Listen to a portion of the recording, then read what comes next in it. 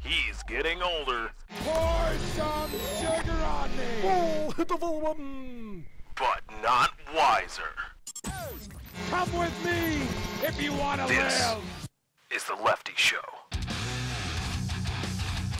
Welcome, everybody, to The Lefty Show. I am your host, Lefty. Glad to be here with all of you today, which is Wednesday, the 20th of August in the year of our Spaghetti Monster 2014, for episode number 76 of The Lefty Show.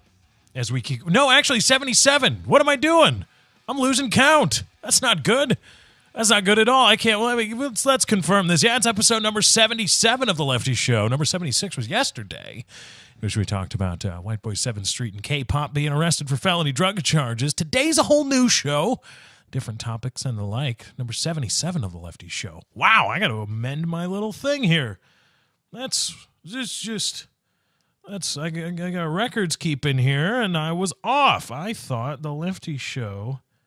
number 76 was where we're at. Anyway, welcome one, welcome all to The Lefty Show. I hope to put on a good show for you today. Thank you for joining me. I thank everybody for watching, liking, favoriting, subscribing on YouTube. YouTube.com/LeftyOX is where you can go to find the show in its YouTube formation. You can also subscribe to me on Twitter, or follow me on Twitter, not subscribe to me on Twitter. Twitter.com/Lefty643 or just at Lefty643 is where you can find me there. I thank everybody that's been sharing the show. You're helping the show grow each and every time you do that with friends, family, and coworkers. Wherever you find your podcasts, Android, iTunes, iOS, the iTunes Store, wherever you go to find your podcast, search The Lefty Show. I guarantee you'll find us there. Be sure to subscribe to the feed. Download all the episodes at your leisure. And I thank everybody for donating. I'mRacing.com/643 Productions. We've had some donations roll in. Thank you very much for everybody doing that. I was thinking yesterday, I was just hanging out, smoking a cigar, and I thought I just had some self-reflection, some time for self-reflection, which is, usually good. Sometimes it's bad. Sometimes you just go down a deep, dark place. You're like, what? How did I get here? Oh, God. Awful. Oh, geez. All the things are bad. Everything's bad. I got to go. Get out of here. And I was thinking that my show, this show, The Lefty Show, has perhaps gone down a road that I may not have intended.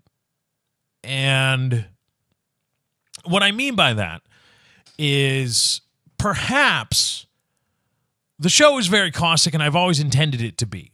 I've never shied away from challenging people's beliefs and challenging norms, social norms, or what is widely viewed as politically correct and this and that. I've never shied away from it, and I don't want to change that about the show.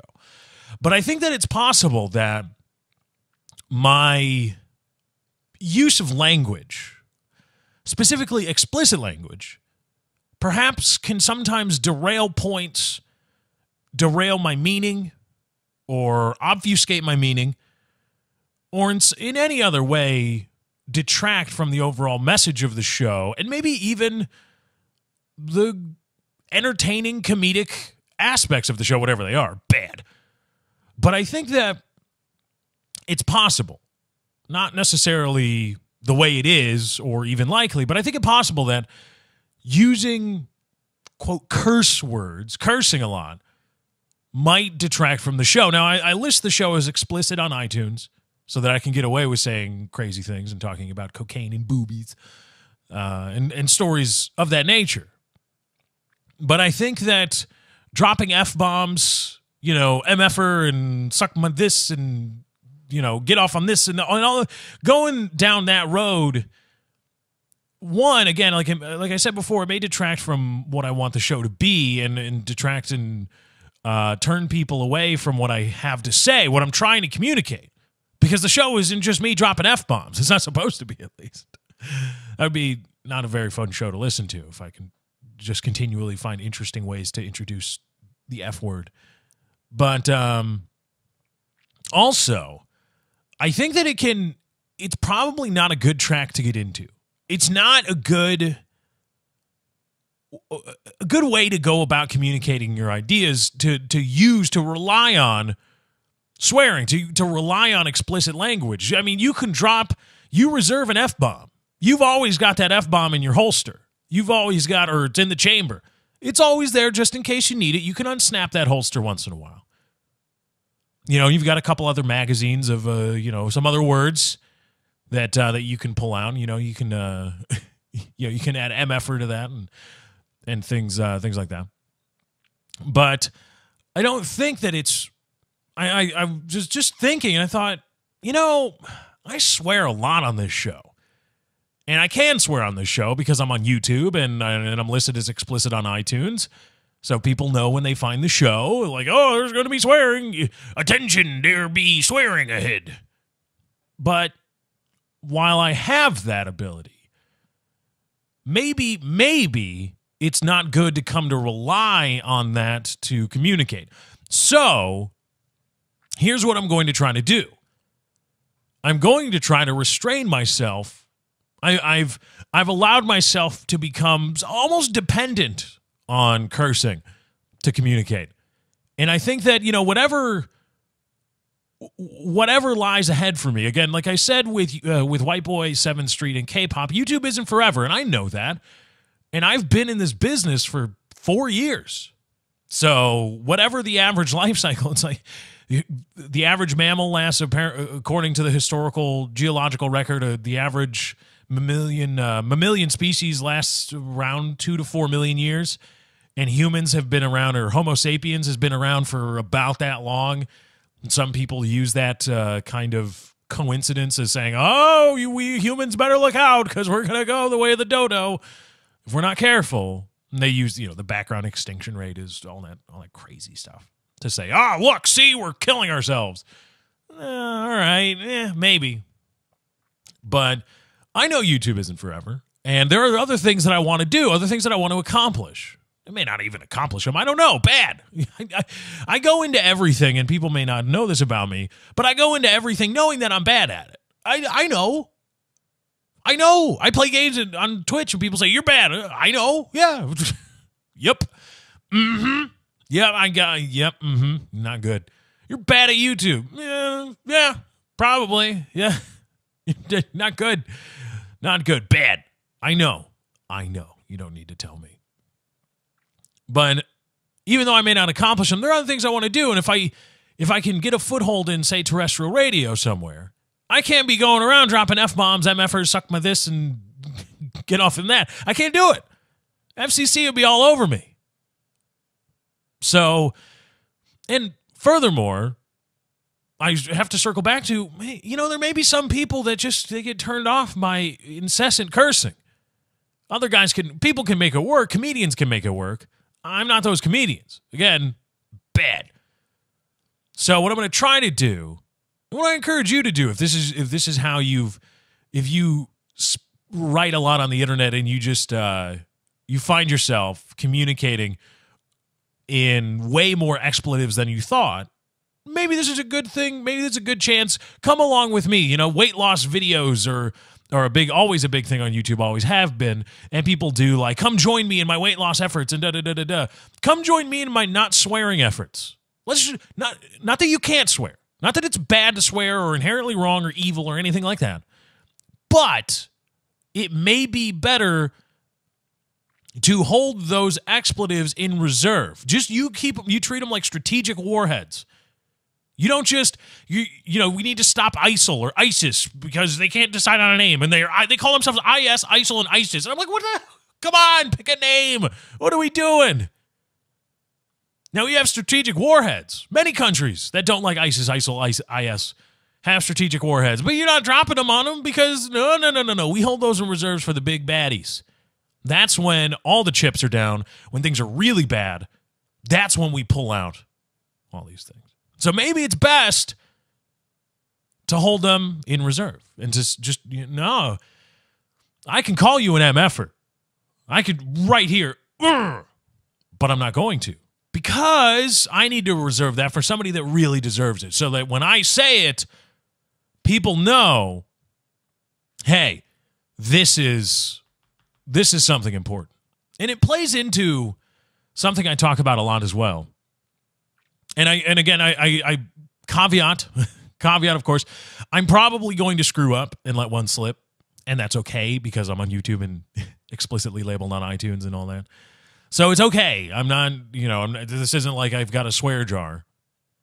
But I know full well that I'm probably going to slip up once in a while. But it's just an overall, just tone it down. We're at a 10 or 11 even. These go to 11. So we're able to bring it back down. Let's bring it about a 4, maybe a 3, a 2 if we're lucky.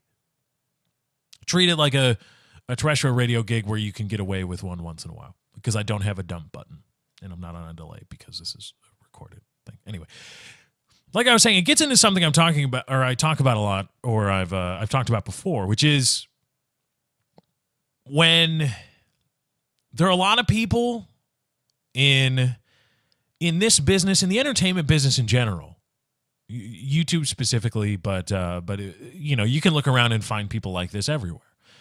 Some are much better at it than others, and of course, okay, all that applies. But there was a time in my YouTube career when my shtick was, this sucks, this guy's an MFer, this guy, F this, F that, F you, F everything. Very, very caustic and just not nice. And I wasn't shy about, F this YouTube personality, F this guy, all these people. And of course, they all just happen to have more success than I did at the time on YouTube. Funny how that works. And I say it's like a narcotic when people respond. But there's a diminishing return aspect to it. Because when your shtick is only calling people out, you can't do that very often. You can't just go, you can't have that be your only thing. You can't do that every single day because apparently, or eventually, people they go, okay, that's all you got? Okay, yeah, I know you think this guy sucks. I know you think that thing sucks. I know you think this sucks. I know F. David Vonderhaar is an MFer, and I understand all of that. Yeah. Okay, what else you got? What else do you have in the tank? Do you have anything? Because if not, you just goodbye. No more for you. Done here. Done listening to you. Done listening to you call people out and just be incredibly just angry and demeaning to people, about people, all this stuff. If that's all you got, okay, it was fun the first few times. Now it's not anymore. You see that everywhere. It's not just, you see it on YouTube from time to time. Usually it's not very refined, of course. It's expletive laden. Then you've got other people. You watch Fox News. You flip around there. You watch an hour of programming on Fox News. You'll find 4 or 5 people that kind of do that, except they are professionals making lots of money, and they're pretty good about it. But that's what they do. Endlessly contrarian, nothing but anger and negative things to say about people and this or that. You can find them on Twitter as well. And so I got away from that on YouTube, or I made a conscious effort to try. And so I think now it's time to move away from that on the show. Again, not going to go away. Just, maybe put some content together that isn't expletive laden. And we'll see how that goes. There's still going to be crazy responses, and when I'm playing video games live for you guys, live streams and the such, because that's just how I am. And on that note, Katie, my girlfriend, I was playing Dead Rising 2 the other day. I wasn't doing anything. I just had Dead Rising 2, and I haven't played this in a while. Pop it in. Let's go. Kill some zombies. Yeah. And apparently I was talking to myself. I was reacting, not recording, not streaming. I was reacting the same way that I would if the recording were on. And Katie walked into my office and said, hey, what are you doing? She said, are you recording something? I said, no, I'm just playing Dead Rising 2. She said, well, why were you making noise then? I said, I don't know. It's what I do. I don't know. I was just reacting to the game because I had fun playing it. I guess it's weird. So there's a feather in your cap for all the, more forced reactions and, it's all an act, or you're playing a character when you're doing live stuff. No, not necessarily. And it's erroneous for you to assume so. Speaking of erroneous and asinine assumption from let's go to the sports corner. I don't have an intro or an outro for the sports corner, but this is a new segment on the show once in a while. We're going to talk about sporting news, usually probably emanating from America because I don't understand soccer. I don't. I don't know. FIFA Ultimate Team 15 is coming out, right? Is that it? 15? I got Madden. I pre-ordered Madden, the Ultimate Edition or Legendary Edition, whatever it is. So I'm going to have Ultimate Team packs. I'm going to be doing some videos with that. Not all of a sudden am I declaring this is a Madden channel now. But I'm going to explore that and do that. But FIFA, I've always enjoyed playing soccer games, and apparently people really like FIFA Ultimate Team stuff. I don't know what I'm doing. I mean, you think I'm bad on this show, and I am bad. I don't dispute that. You think I'm bad playing DayZ or Call of Duty? Again, don't dispute that. You think I'm bad now? Just think me playing FIFA and trying to play against FIFA online, possibly even Madden. Although I used to be pretty into Madden back in the day. Back in the old high school days of glitch blitzing out your bunghole, coming to get you, big stroker. Glitch blitzing. If there's glitch blitzing, glitch blitzing. Got me so angry. Better not be any glitch blitzing. So, I don't know. Maybe we could work something out like that. Maybe I'll pick up FIFA, see what it's like. I just don't want to piss off people from Europe or the British or the British Isles, even though the British Isles are part of Europe. I don't want to piss those people off because that's your thing, and I'm not a soccer guy. I like playing soccer games, but I don't know who Lionel Messi is. Apparently he's really good. Okay, that means nothing to me. I don't know who that is. You say Lionel Messi's one of the greatest soccer players of all time. I have no relative understanding of what the greatest soccer player or football player of all time is like. I don't know what it means. You say Peyton Manning is one of the greatest quarterbacks of all time. I can say, yeah, I could get behind that because I know what quarterbacks do, what they're supposed to do, and how they are good at their job or bad at their job, and I kind of have a ballpark understanding of what makes a good or bad quarterback. And I can, I can get behind that. Peyton Manning, good. He's pretty good. You could, again, make the argument one of the best ever. The best ever, even. Certainly better than Favre. Brett Favre. Certainly better than, not certainly better than Brady, but pretty close. And I don't want to hear about championship rings. Don't even come here. No. It's not Peyton Manning's fault that he doesn't play defense or special teams. It's not his fault.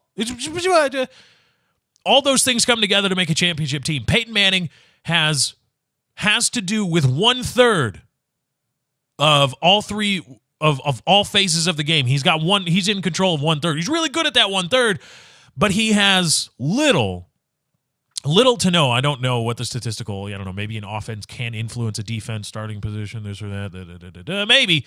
But he has little to no influence on the other two phases of the game. So I don't want to hear about championship stuff. So speaking of football, anyway, to ramp that up, maybe FIFA football coming your way. We'll see. Let me know. Tweet me at Lefty643. Talk about it in the comments. Mike Ditka, being a Chicago person, and not a complete dullard. I don't know. Maybe that's my pseudo-intellectual showing. But I don't think I'm a dullard. I'm bad. But, I have a coherent or cogent thought once in a while. You got to give me that. And once in a while, the light bulb turns on to its full 60 watts of power. And, I shine brightly upon you. It goes away quickly. It dims. I'm on a dimmer switch, and it goes right back down. But every once in a while, there's something rattling around in there. I'm not a Mike Ditka lover. Lauded in Chicago. In Chicago lore, Mike Ditka and the super fans and Bears. Lauded in Chicago. Absolutely. Just love him. He was the head coach of the in the last 50 years, the only Chicago Bears Super Bowl winning team, despite having Walter Payton, the top 5 running back for 5 straight years. But that's neither here nor there, okay? So despite having, again, Walter Payton, not necessarily in his prime, but still top 5 running back Walter Payton for 5 years. He only got 1 Super Bowl out of him. All right, fine. But people love him in Chicago, and it's, you know. And the stupidest thing about Chicagoans is that they still don't understand that the super fans were a joke. The super fans were making fun of functionally illiterate sports fans in Chicago whom 10 years after the Super Bowl, the 1986 Super Bowl, were still lauding Mike Ditka and those accomplishments. They were making fun of you.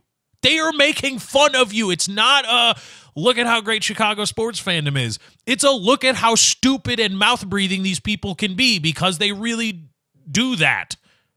They're making fun of you. But Mike Ditka has moved on to ESPN and just has been spewing his idiocy there. He's not a smart man. Not a smart man. Just not. And thankfully he's in his 70s now.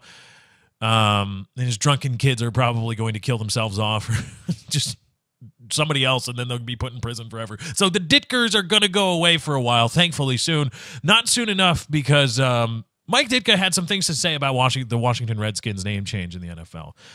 And this is from the Washington Post. CBS Sports broadcaster Phil Simms said Monday that he is considering not using the Redskins name when he calls the Thursday Night Football Redskins-Giants game on September 25th because he is sensitive to complaints about the name. Former Chicago Bears coach and ESPN analyst, that's apt, Mike Ditka made it clear that he has no such reservations about using the name in a recent interview with Mike Richman of RedskinsHistorian.com. Quote, "What's all the stink about the Redskins name?" Ditka said. "It's so much expletive, it's incredible. We're going to let the liberals of the world run this world. It was said out of reverence, out of pride to the American Indian. Even though it was called a redskin, what are you going to call them, a proud skin?" This is so stupid, it's appalling. And I hope that owner keeps fighting for it and never changes it because the Redskins are part of an American football history, and it should never be anything but the Washington Redskins. That's the way it is. It's been the name of the team since the beginning of football. It has nothing to do with something that happened lately or something that somebody dreamed up. This was the name, period. Leave it alone. These people are silly, asinine, actually, in my opinion. Richmond suggests that non-Redskins fans and people outside the D.C. area are the ones driving the controversy about the name. Ditka responded, "It's all the political correct idiots in America. That's all it is," Ditka said. "It's got nothing to do with anything else. We're going to change something because we can. Hey, listen, I went through it in the 60s too. I mean, come on. Everybody lined up did this. It's fine to protest. That's your right. If you don't like it, protest. You have a right to do that, but to change the name, that's ridiculous. Change the Constitution. We've got people trying to do that too, and they're doing a pretty good job." Richmond then asked Ditka about Daniel Snyder's efforts to defend the Redskins' name. "I admire him for it," Ditka said. "Really, I think it's tradition. It's history. It's part of the National Football League. It was about Sammy Baugh and all the guys who were Redskins way back then. I don't think that Lombardi and Hallis never had a problem with it. Why would all these other idiots have a problem with the name? I'm sorry, I'm not very tolerant when it comes to the liberals who complain about everything." That's Mike Ditka talking about the Washington Redskins name, completely glossing over that Redskins is at best a pejorative term, at worst a racial slur, on par with an N-bomb. And I did some research here. Oh, Mikey Ditka. Ditka, Bears, the coach. Call him the cooch. This is something I read. This is on the etymology. This is from Slate.com on the word Redskins. And this is the money quote. It's a long-form piece about, really, the guy did a lot of research about the origin of the term Redskin and how it was used, how it was phrased, what it was, when it was originally appeared in English or American English or European English. But this is here's the money paragraphs right here. The word became even more well-known when the Meskwaki chief Black Thunder delivered a speech at a treaty conference after the War of 1812.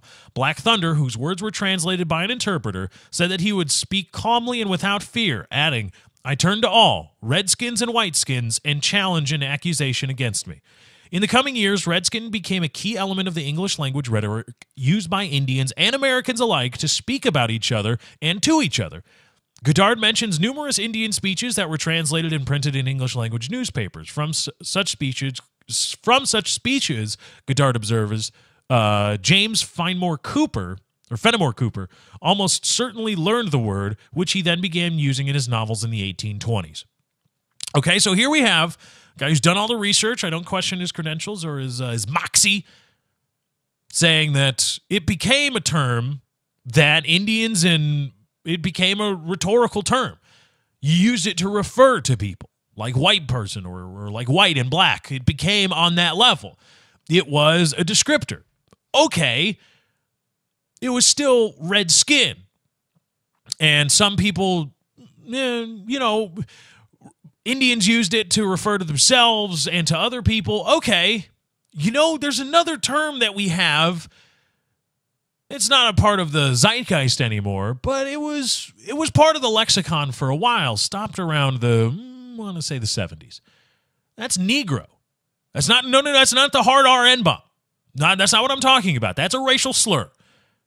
But Negro fits everything that we can say about redskin. It is at best, Negro is a pejorative descriptor, and at worst, it's a racial slur. It can be used as both.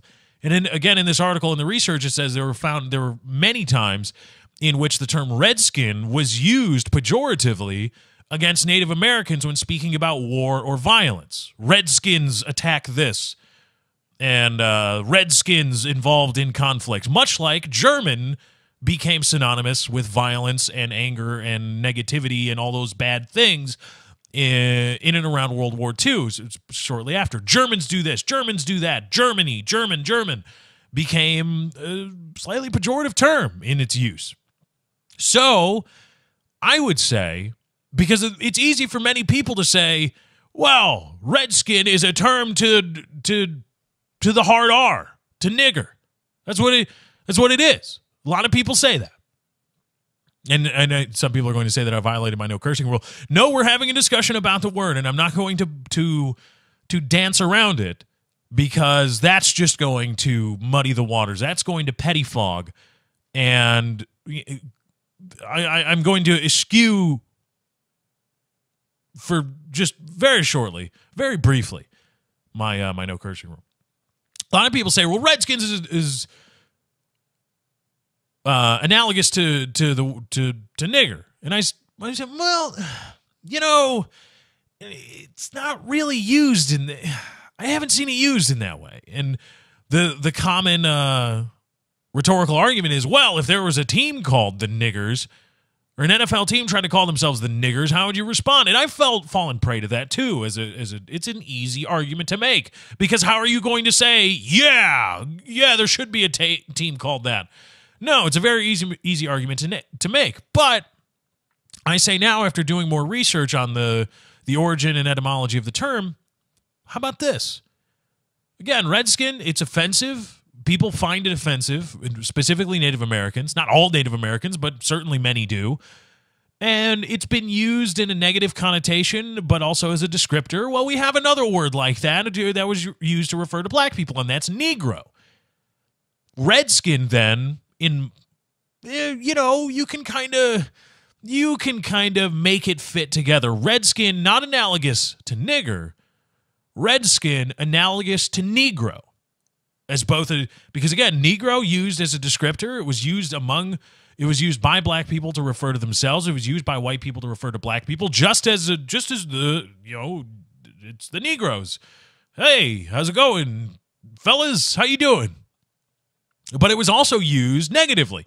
Oh, those Negroes. Can you imagine those Negroes? And then it morphed from there, and then eventually people stopped using it, because you say, hey, wait a minute, man. You're using this negatively, and it's got such a negative connotation associated with it, and stop it. Stop. How about Redskins is that? it's still at worst a racial slur because Negro could be used as a slur. But at best, Negro was a negative descriptor. Similarly, Redskin or Redskins, it's not on par with necessarily with nigger or niggers. It's on par with Negro or Negroes. Seems pretty like an apt analogy to me. And if there were a team, again, not niggers, they say, well, we want to be called the Negroes. What's it? Just Negro. That's it. And we used it. It's a historical term. It wasn't always used as as a harsh term, as a hateful term towards black people. In fact, black people used it to refer to themselves for many, many years, even decades. So, okay, there we go. We just started a Negro team. The Negro Leagues, we still use it today, the Negro Leagues in baseball. That's still something we use. And you look upon that when somebody says the Negro Leagues, what do you think? You think, holy shit, holy crap, that's racist. I caught myself. You say that's racist. Creating a league, calling it the Negro League. My God, man, what are you doing? So you call yourself the Redskins, you know, that's bad. It's not good. It's a not good term. Many people would have an issue with you using its black people analogy, which is Negro. So why is Redskins okay? And Mike Ditka, just red-faced, perpetually drunken uncle, just stop talking. I want to know, ESPN should suspend him. I want a suspension to be handed down by ESPN.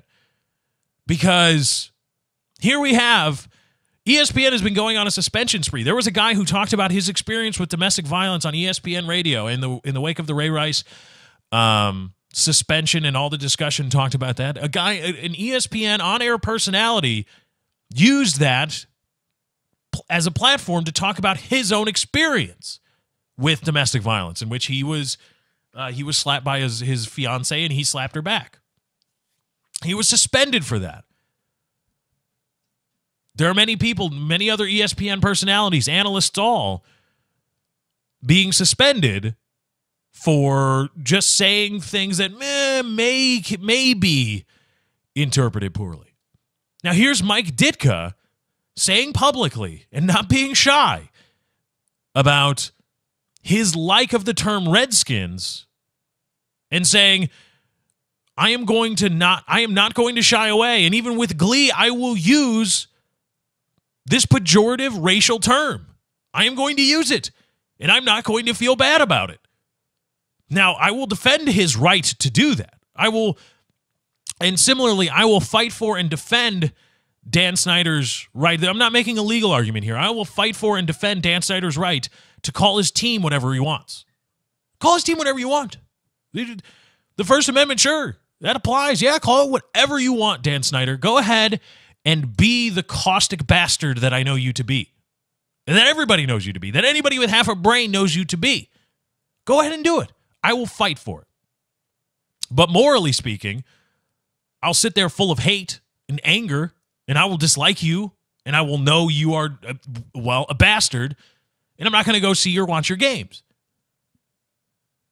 So this isn't a First Amendment argument with Mike Ditka, but just okay, well, you ESPN, suspend on-air personalities for talking about personal experience, real experience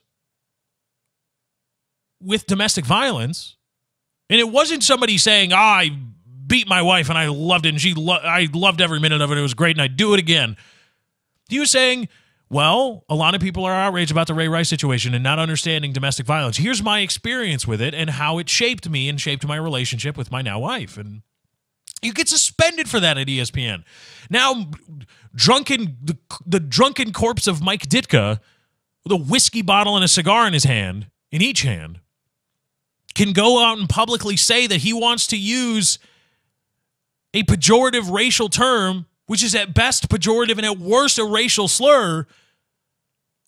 And he's going, yes, I'm going to use it. I'm going to feel fine about it. And how do you not suspend him for that? Get Mike Ditka off my TV. The term Redskin and Redskins, as used as the Washington Redskins, well, the name of the NFL team in Washington, DC, that is, to using that term while not racist on the level of, say, calling a team the niggers is certainly not good, and it's certainly offensive. And it would be akin to, it's a past term that we don't normally use as a descriptor, that many people found offensive, was used in a negative connotation whenever possible to refer to and demean Native Americans. That's Negroes. That's what it is. And so it's offensive. Black people would be offended if you tried to call a team the Negroes. They were offended and are offended about the Negro leagues. And for good reason. But somehow you're a rich white guy in the NFL and ESPN's carrying water for you. And it's just, oh, yeah, well, Redskins. Oh, well, is it really a debate? Let's have a debate about Redskins. No, it's a bad term. It's a bad term. There's no denying that Redskins is a bad term. Now you're just trying to justify it. And similarly, again, I will fight. Like I said, I will fight for Dan Snyder's right to call his team whatever he wants in a legal sense. And the government, I got problems with that. If the government tries to tell Dan Snyder, unless, you go to the NFL and you say, listen, NFL, you have antitrust protection. You have blanket antitrust protection. And we kind of look the other way on the whole nonprofit thing when you're paying your commissioner $48 million. We look the other way on that, and you get antitrust protection. We got a problem with you making money off of a racial term, a racially charged term with many negative connotations. Other than that, I don't want to hear about legislation. I don't want to hear about any of that. No. Dan Snyder can call his football club whatever he wants, and I will fight to protect that. Just in a practical sense, though, Dan Snyder, you own an NFL team. You have a license to print money. You have the closest thing to a U.S. mint. You have the closest thing to a private citizen owning a U.S. mint that we have. You've got like printing presses, printing super bills, printing out $100 bills. That's what you have. You have an NFL football team. You're part of the NFL TV contract and the revenue sharing and the merchandise. And you've got a stadium. It's probably paid for by the taxpayers. And you've got naming rights for some reason. It's just, you've got so much money. People will show up no matter what you call the team. No matter what you call it. The Titans still make a ton of money. The Tennessee Titans. They were the Houston Oilers, then they were the Tennessee Oilers, then they left, and then they came back as the Titans in Nashville. They still make a ton of money. You can call your team, look, you've gotten away with using this phrase for as long as you have, and that's great and okay. And if you really want to keep it, I will fight against the government intervening. Are you really that tied to it? I mean, are you really? You're a billionaire, and you're going to continue to make money no matter what you call the team. There's probably a season ticket waiting list. You've got RG3. You've got all that marketing. You just change the name. It's nothing. This is, again, not a legal argument. You should be forced to change the name. Not that Dan Snyder should be forced to change the name of the Redskins. But it means nothing. The significance of the name of the brand means almost nothing because you're an NFL team and people will just show up because it's the NFL. People care about, an idiot with a semblance of rational thought emanating from my brain once every decade, still care, and I know I shouldn't care about preseason football. I know I shouldn't. I know it means nothing. I know unless the injuries mean something. But other than that, I know it means nothing. I know Jay Cutler, can he throw the deep ball to Brandon Marshall or Alshon Jeffrey? Can he do it? I know it doesn't matter, but I still care. I still say, oh, I can't do anything Friday night. I gotta sit there and I gotta watch the Bears.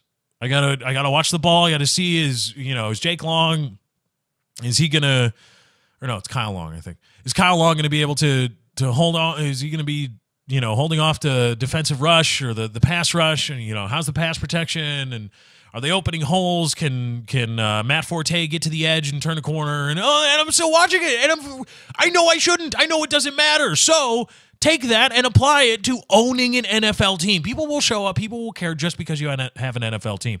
The name, the branding, it doesn't mean as much as you think it does.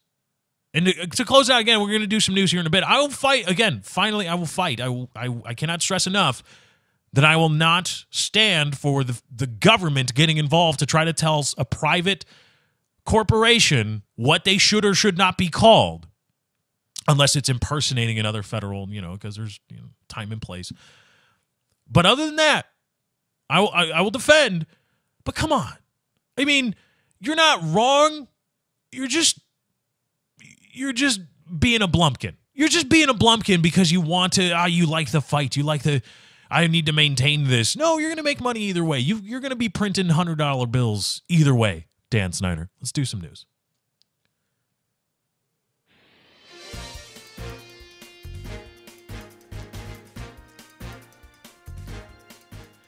We have got a lot to talk about in the news today. Lots to talk about. Hope we get to it all. Excuse me. U.S. photojournalist James Foley was beheaded by ISIS. 57% of Americans say only kids who win should get trophies. LA schools are ending zero tolerance policies. Counties being sued for a morgue worker who is raping female corpses. And I believe that's it. It's the news with Lefty. I got to come up with a shorter news intro. Sometimes I wait. Now, this James Foley thing, James Foley beheading at the hands of ISIS, has been in the news all over the place for the last few days. And this is from CNN. A video released by ISIS shows the beheading of U.S. journalist James Foley and threatens the life of another American if President Barack Obama doesn't end military operations in Iraq.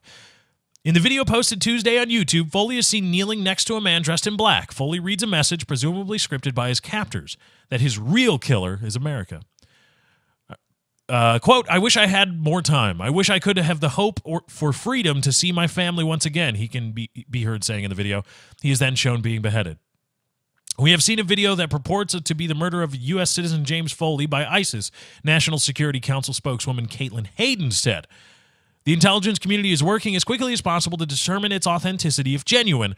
We are appalled by the brutal murder of an innocent American journalist, and we express our deepest condolences to his family and friends. We will provide more information when it is available."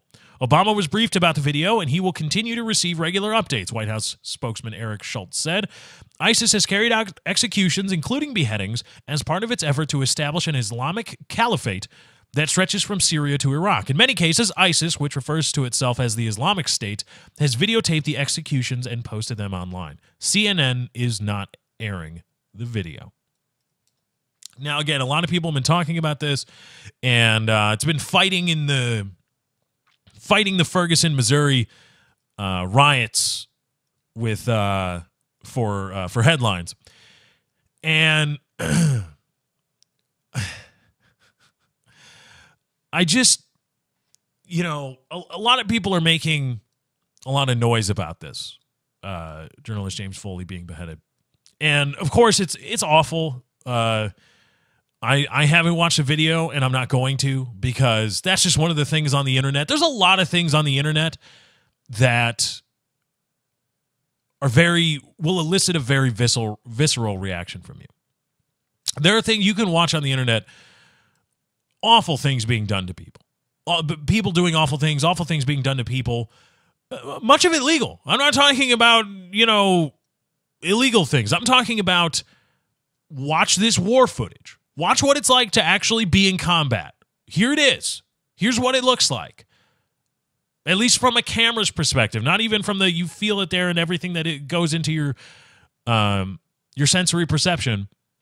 Just here's what the camera captures. Here's what war, combat, bombings, fire bombings, car crashes. Here are what car crashes are really like when you're not wearing your seatbelt. All those things. And it's very visceral. And one of I don't need to, I've thought about it, and I don't need to see that.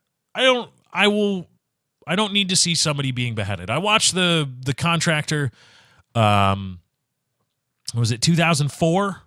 There was an American defense contractor captured by Al Qaeda in either Iraq or Afghanistan, I forget, and he was beheaded. I watched that grainy video and on bad internet, and that was enough for me. I was just, I'm good. I don't need to see it. I don't need to watch somebody else suffering and dying. I'm good in that regard, unless it's theatrical. Unless it's a theatrical representation, because you always kind of know, you're like, oh, this guy isn't really dying, so I can watch. You watch somebody really just off. No, I'm good. I think I'm good. I don't need to or want to see that. And a lot of people are, again, upset that this is fighting for headlines with the Ferguson, Missouri riots or protests turned violent, police waving armed or loaded AR-15s at people, filming them saying, "I will fucking kill you." And yes, there's a video of that. I can find it for you. Actually, I will bring it up right here.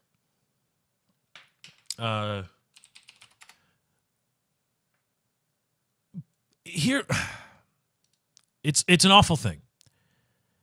Here's what I have to say, though. He went back.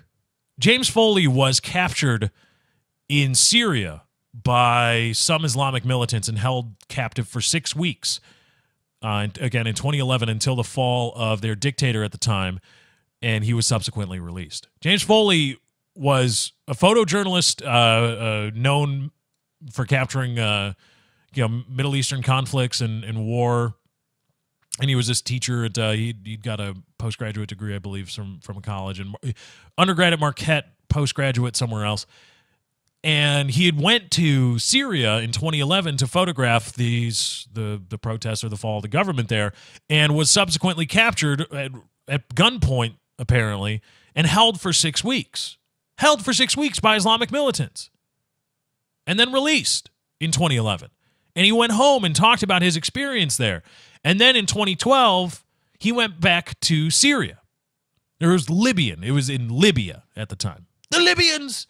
He went to Libya in 2011 and was captured. Then back to Syria in 2012, where he was again captured at gunpoint and held captive, and hasn't been seen since until the release of the video a few days ago. He went back. This is not to say that it's not awful. It's not to say that his family isn't grieving. It's not to say that it's sad that a human life was ended prematurely. This is not to say any of that. However, I don't see a whole lot of people. In fact, I remember reading it in the CNN article. Now I can't find it. That James Foley was in Libya in 2011, captured, held for 6 weeks, and then released, and then decided to go back in 2012 as a freelance journalist. Again, freelance. Not attached via ABC, CBS, NBC, CNN, MSNBC, or Fox News. Not attached via any of those news conglomerates. Not attached to the AP. Not attached to any of that. He was just a guy who just went. He was an American guy, very talented. But he just went. He went to these places on his own. He got captured once and then released. And then he decided to go back. He may have contributed a little bit to his capture and subsequent beheading. Is there no such thing as contributory negligence anymore? You like to play in traffic. I have a game where I like to play in traffic. And I get killed when I'm playing in traffic. It's still sad that some people may think it's sad that I'm dead. Not all people, assuredly. But some people will still be sad that I'm dead.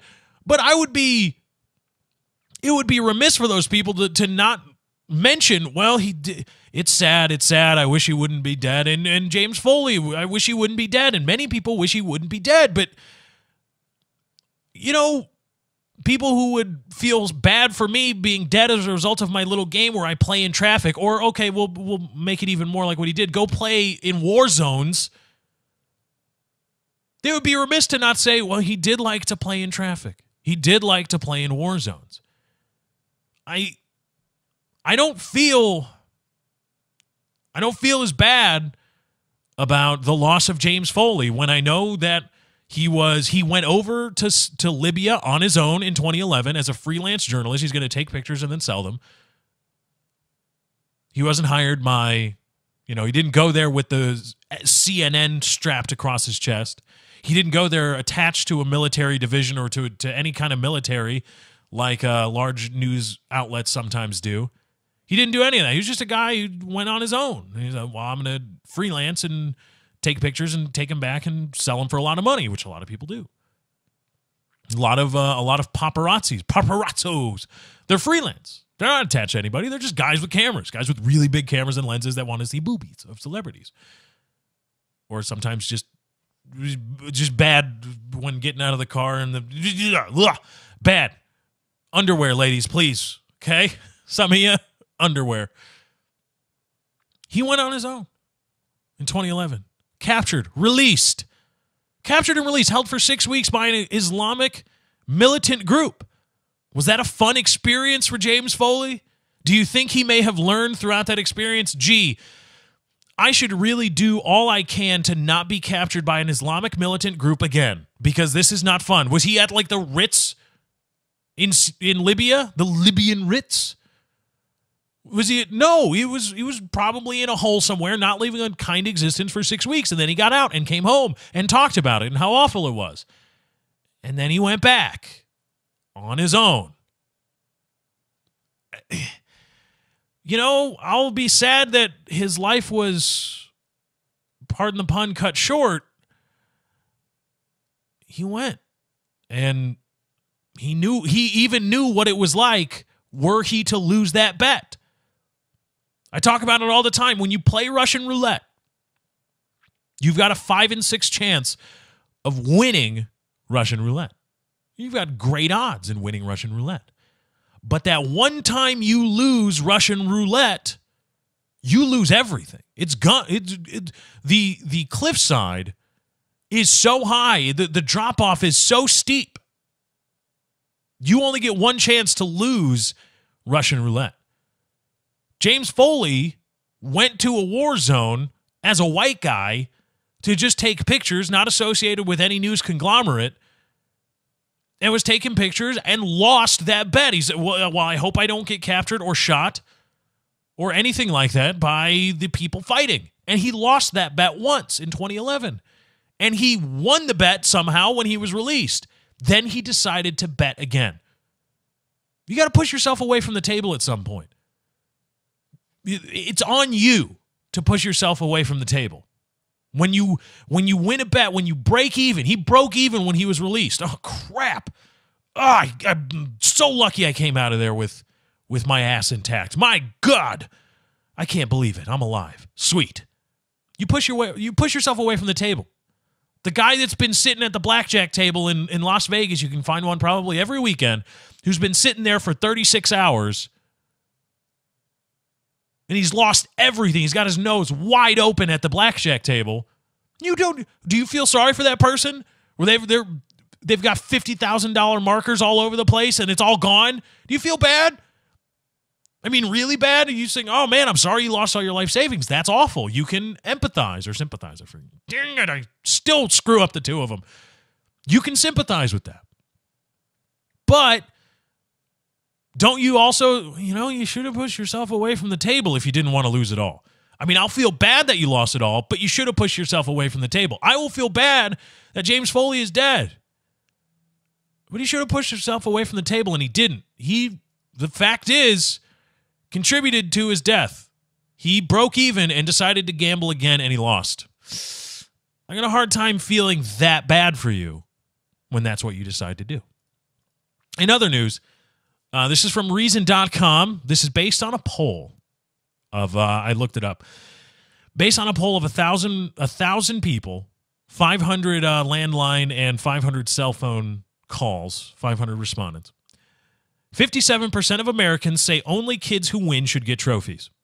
The latest Reason Roop poll finds that when it comes to kids and their trophies, 57% of Americans think only the winning player should receive them.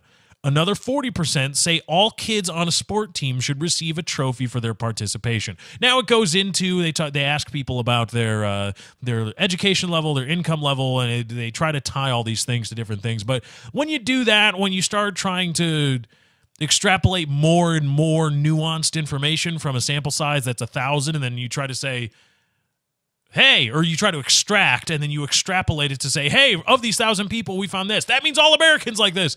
No, you just go, simple is, do you think this? Okay, here you go. 40%, now 57% of Americans think only winning players should receive them. I don't have a problem with that. What I have a problem with is 40% of respondents, 40%. That's 2 out of every 5. That's nearly half. That's still nearly half of respondents say all kids on a sports team should receive a trophy for their participation, or probably some other form of, here it is, some other form of remembrance. And no, I mean, look, the every kid gets a trophy thing. I thought the everybody gets a trophy trope. This is the every kid gets a trophy generation, and so they're all entitled. And I thought it was just a ha, yeah. I mean, it can't really be that people think you're just on a sports team, you should get a trophy. You should get some kind of commendation for your participation on a sports team. No, people actually believe that. There are 40% of 1,000 people. Again, only 1,000. There's 300-something million people in America. So don't take this too far. But 40% out of a random sampling of 1,000 think, yeah, you should get some kind of trophy if you're on a sports team. Never mind if you're a fat, slow kid who sucks. Yeah, you should get a trophy because you tried. Oh, dang nabbit, you tried. And you should get the same level of commendation as the guy who worked his ass off trying to make that sports team do what it's supposed to do, which is win. What is that going to do to society? I mean, when you, regardless of result, when you reward people, regardless of result, okay, so when you're on a sports team and you get a commendation, that's a reward of sorts. And when regardless of result of the sports team, of the outcome of what the sports team was designed or intended to do, you are rewarded, what does that do? What does anybody think that would do to especially a developing mind? Is it possible that would instill in that developing mind an idea of, hey, I tried, I deserve something, damn it. Like, hey, I tried to do this or that, and I kind of worked really hard I just showed up. And yeah, I sucked at my job, but you still better, I want benefits, damn it.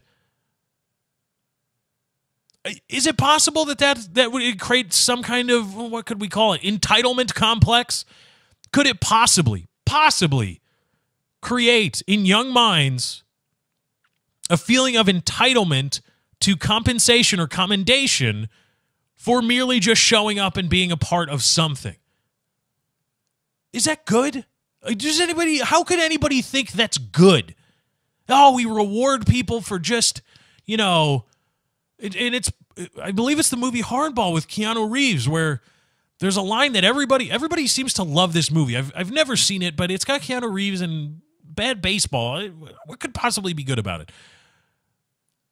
But I believe there's a quote from Keanu Reeves in the movie, something like 90% of life is showing up. They say, no, it's not. No, 10% of life is showing up. The rest is doing something. The rest is going to work and doing your job, or going to school and studying, or studying when you're in school. You show up. You don't get things for just showing you. You should feel good because you just showed up. No, you show up. Now you got to do something. Oh, well, you should be rewarded, Billy, because you just dragged your fat butt out of bed and got here. Good job. Here you go. Yay. I didn't know that it was really to this level. 40% of 1,000 random sample of people would say, yeah, you should get some kind of reward for participating in sports, for just being a part of sports. Huh? All right, so I told you I would find this video of of a cop pointing a rifle at Ferguson protesters saying, "I will fucking kill you." Now, here is to the people. This is to the people that say, that try to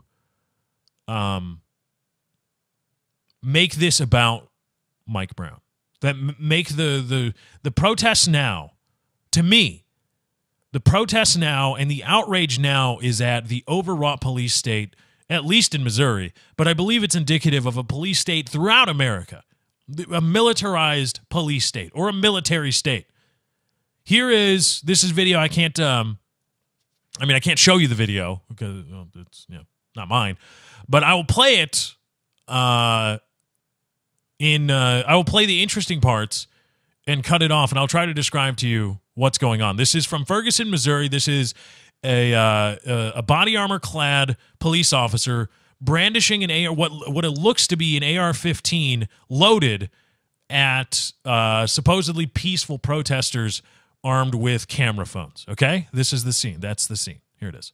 Oh my God! Gun raised! Gun pointed. My hands are up, bro. My hands are up. These are the people filming. Gun raised and pointed. Raised and pointed at civilians. Hands up. I will fucking kill you. Get back. That's the officer saying, "I'll fucking kill you." You're gonna kill him. He's trying to kill me. He's trying to. Get back. What's your name, sir? Your name's Go Fuck Yourself. All right, go fuck yourself. Thank you, sir. Hello, officer. Go fuck yourself. Officer, go fuck yourself. He's trying to kill me. What are you doing? That's what people are mad about. People want to know why are people protesting still? What are you protesting? What are people? What any reason do you have to be violent or about or anything like that? What reason do you have to protest? What reason do you have to riot against police? That's what you have to be mad about. A police officer walking down the middle of a street pointing a loaded AR-15 at people with camera phones, saying, "I will fucking kill you. Get back." Also, when asked for his name, saying, "Go fuck yourself." No, and again, I ask, where are the good cops? Where are they at? Where are they? Which is not to say that all the good cops don't exist. No. The good cops, their goodness doesn't matter if they don't immediately step in and disarm that officer and say, "Hey, give me your weapon. Give me your weapon. No more gun for you." You are walking around brandishing your loaded people-bought firearm. The people bought this for you. And you're brandishing it about, loaded, pointing it at citizens and saying, quote, "I will fucking kill you." And then when asked for your name because you just brandished a loaded AR-15 at peaceful people, you say, "Go fuck yourself." You get out of here. If the goodness of the cops really mattered, if not all bad cops or not all cops are bad were to really be meaningful, we would have to see the good cop fly in and say, "No more of this. Stop." Because at that point, what good does the cop do for you? What good does the good cop do for you? His goodness only goes so far.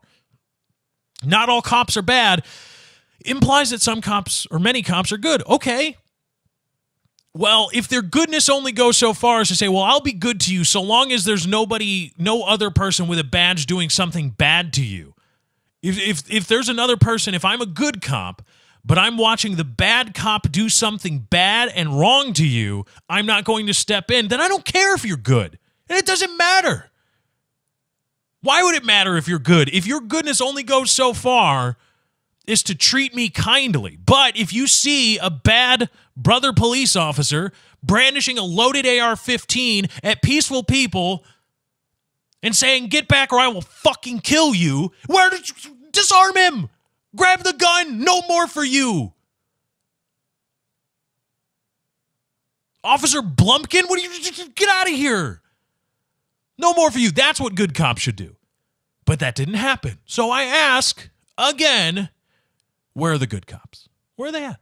Where are the good cops who will protect peaceful citizens from the kind of police who would brandish a loaded AR-15 at people armed with nothing more than a cell phone, pointing it at them. Where are the good cops that would protect you from that? Do they exist? No? Well, then I don't care that they're not all cops are bad, because if the good cops won't go so far as to protect the people from evil cops, then it doesn't matter. Then it's all for naught. We are living in a police state. This is what the protests are about. Let's bring it home. Another great episode of The Lefty Show. I thank you all for joining me. I had a great time putting on the show for you. I hope you had a great time listening. Thank you to everybody for watching, liking, favoriting, subscribing on YouTube. YouTube.com/LeftyOX is where you can go to find the show in its YouTube formation. You can also find gaming content and vlogs. All of the sort there, youtube.com/LeftyOX. Thank you to everybody for following me on Twitter. @Lefty643 is where you can go to do that. Twitter.com/Lefty643. Stay up to date on all my latest and greatest Lefty Show news. Thank you to everybody that's been donating. I'm raising.com/643 Productions if you want to donate. And thank you everybody that's been helping the show grow, sharing the show with friends, family, and coworkers. Wherever you get your podcast, search The Lefty Show. Android, iOS, or the iTunes Store, just search The Lefty Show. Be sure to subscribe, download all the episodes that you want to listen to. Anyway, guys, that's my time. I got to get out of here. Thank you for joining. I hope you enjoyed. I'll catch you next time. I'm out. Bye.